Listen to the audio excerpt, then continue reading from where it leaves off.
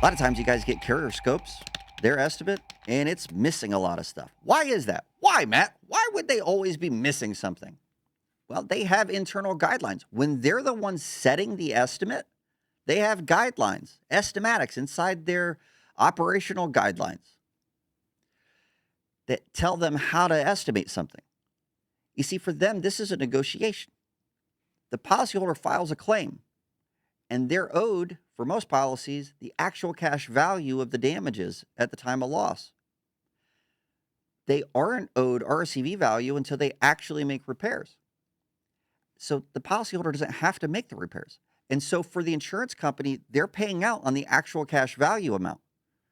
And that is basically a settlement agreement. So they have estimatics to be able to come up with some kind of a baseline of what the minimum amount might be, and the policyholder has the option to accept it or not, or prove that it's going to cost more.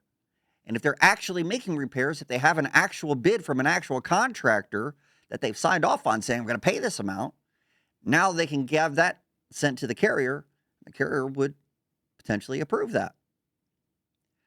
If you don't want to deal with a carrier's limited scope, then provide all of that to the policyholder before they file a claim. Here's our estimate for the work that needs to be approved. Here's a contract for you to sign for us to do the work. Let them file the claim and send that in at that time. That's the best way to go about it. Otherwise, you're dealing with in essence, settlement agreement over the actual cash value amount. It makes sense.